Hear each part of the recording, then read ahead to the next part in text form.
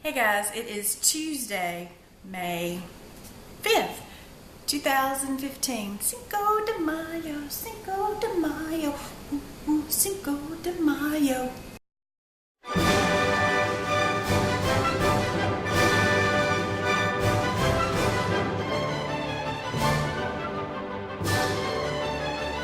You on the Clorox? Oh, cascade with Clorox.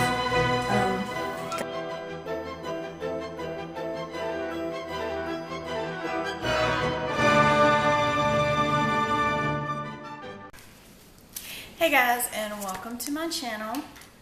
I know I have done two previous videos about how to plan a trip to Disney World, and you know, when I planned them I wasn't really organized and I really just kind of blabbed about vacations anyway. So I have sat down and I have researched because I just planned a vacation myself to Disney, so I'm going to go over the steps that I have written down, and I have 12 steps, and there will be another video because something that I'm going to mention in here I need to explain a little bit more. So the first step that I would do, and what I do or what I did, was I would go to Disney's website and I would request a vacation DVD. That way you'll get it, you can watch it, it'll tell you just about everything, not quite everything. It goes over the highlights of Disney and the plans and the vacation packages and all this kind of stuff.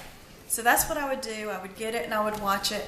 And then when you do that, if you don't already, step 2, I would go onto Disney's website and sign up for an account. I have an account. I've had one for years.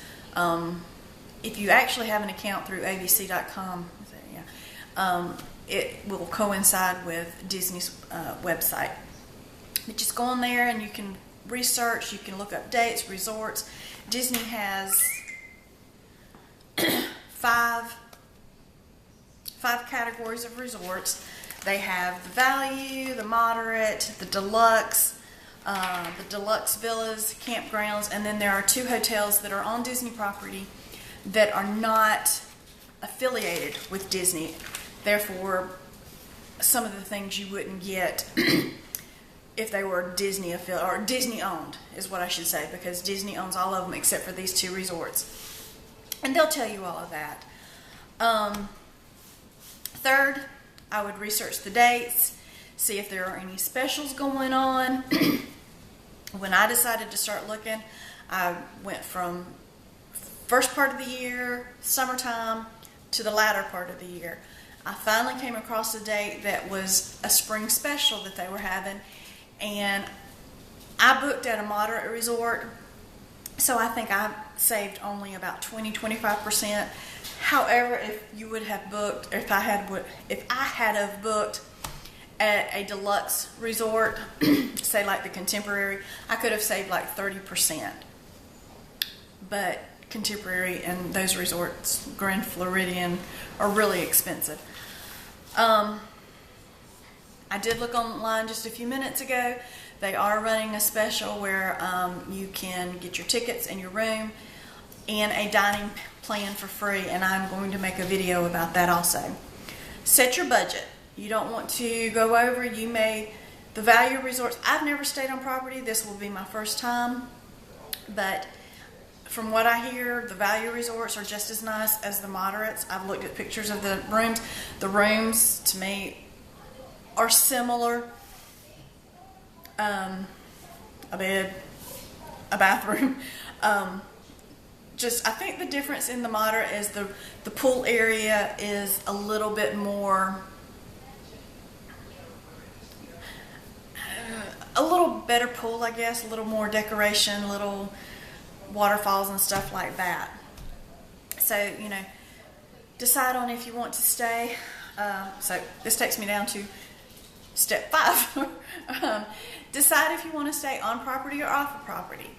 Advantages of staying on property: free transportation to the parks. If you decide you want to drive your car, you get a parking pass and you don't have to pay for parking, which parking is like $17 at each of the parks. If you want to stay off property, there are shuttles in Orlando that will shuttle you back and forth to the parks. I have done that. I have stayed on International Drive. There are hotels closer to Disney property. Step 6. How do you want to book? Do you want to book through a travel agent? Do you want to book online through Orbitz, Expedia, one of those type of sites, or book straight through Disney? I book straight through Disney. And from what I hear, if you book through a travel agent, Disney has to approve the prices. So you might save a little, but from what I've been told,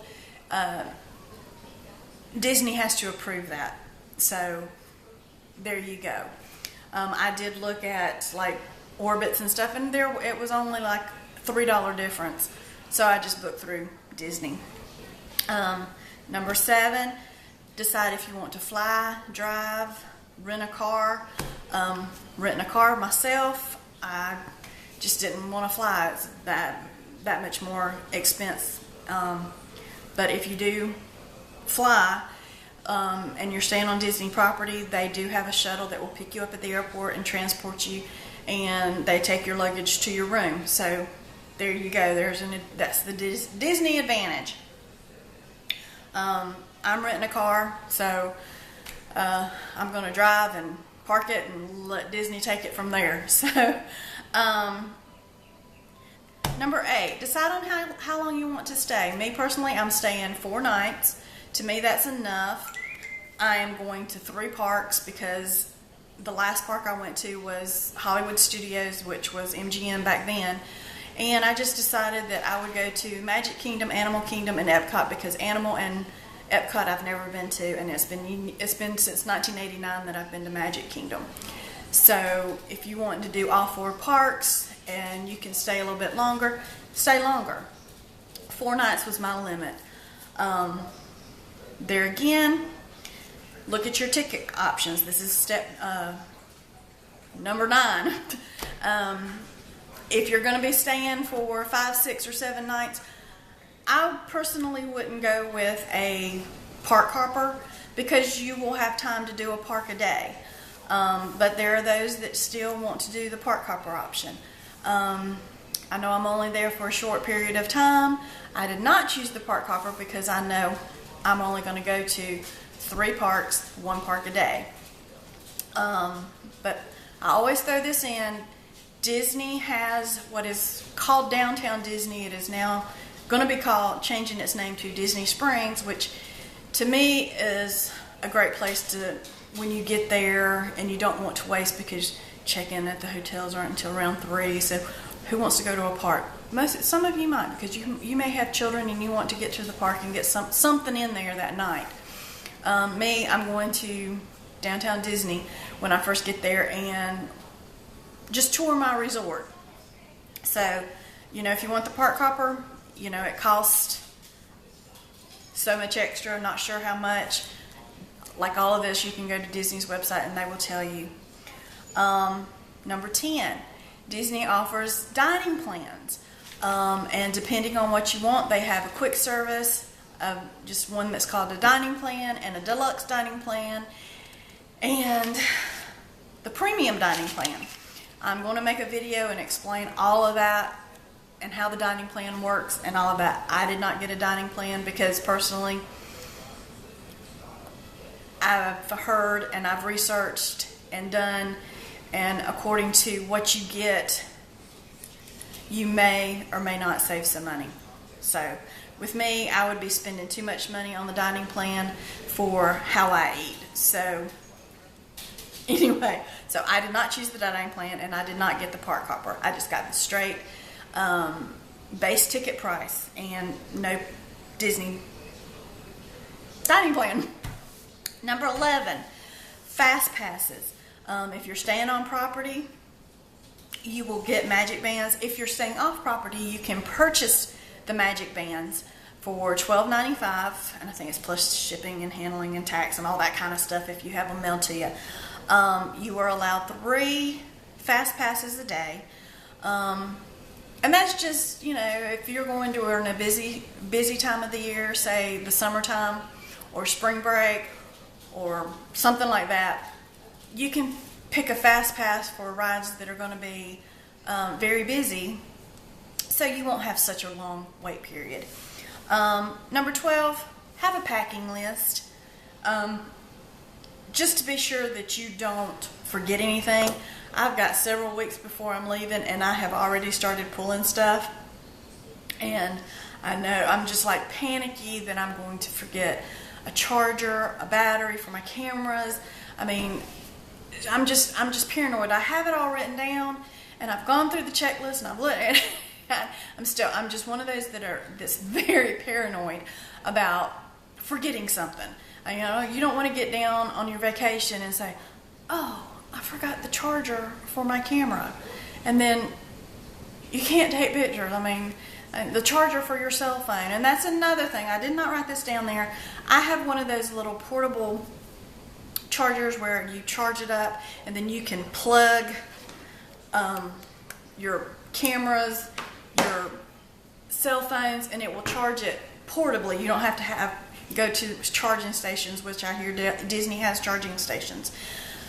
Another thing, trying to be so